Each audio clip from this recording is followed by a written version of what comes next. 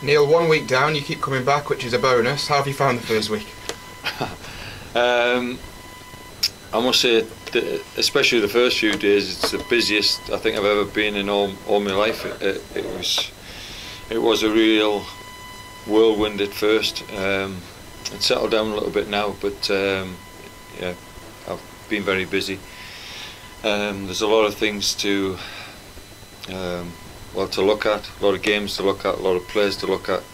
You're sort of catching up because you're looking at people probably for the first time in certain areas. We've obviously had a reserve game as well this week, so it has been busy. But I must say, apart from being at the bottom of the league, it's enjoyable. But that's always going to be with you, no matter what else you're doing. The fact that we are in this position, but other than that, I've had a positive response certainly from people around the club and from the players. So I can't, I can't complain about that. Following on from the reserve game that you just mentioned, how's Christian Montano looking? Well, obviously I was advised by the physio that he was only going to play for 30 minutes, and he played for 30 minutes. So I would have thought he's in a position next week to probably play a full game as another reserve game next week. So until he's played 90 minutes, he can't be considered for the first team. How much would a pacey winger like him suit the way that you'd ideally, in a perfect world, want to play? You've got to look at personnel. I mean, obviously wingers on a big pitch with lots of space are obviously an advantage. But it depends what the rest of the team is, what's the setup like, what midfield players you've got behind them. There's lots of things to be taken into consideration. I might have my own views and which way I want to play.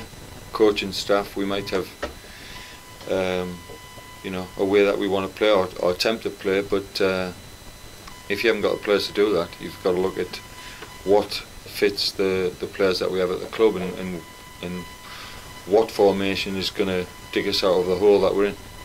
We've spoken quite a lot actually about squad size and the size of the squad that you've inherited. Now you've had a good chance to assess it. Where do you feel you're falling? Maybe just a little bit short. It'd be wrong for me to say, because then I suppose it'll earmark people I'm not happy with if I was to say my own thoughts of where the deficiencies lie. But there's clearly, looking through the squad, we don't have there's lots of players. I would prefer it to be better balanced in terms of if I was picking my own squad, but I can't take the job and then start complaining. I've got to get on with it, and we've got to work with the players we have, and we've got to try and get them into a formation that they're comfortable with, and that's going to try and we've got a bad combination at the moment that we're conceding goals regularly, and we're not scoring enough. We've got to somehow be better defensively, but we still need to be have some threat going forward, and it's just trying to get the balance between the two. You've already mentioned the league position that you find yourselves in. How much would you say there's a pressure around the football club at the minute, or given the stage in the season that we're at, is there still a relative ease amongst the group? I don't walk into a club where you think that everybody's got their heads down or that it's panic stations. I don't detect that, but it's quite evident that when you're on the pitch and you're not being in a position where you've won games, psychologically it's going to affect you. It's going to affect your mindset. I mean, if you're used to winning games, if you get things go against you, you've got the belief that you're going to still come out on top, and vice versa. When you're not winning games, anything that goes against you tends to have a real negative effect throughout the team. So we've just got to. We know where we are. I think your players have got to stay confident. We need them to be confident on the pitch. and got to work with them.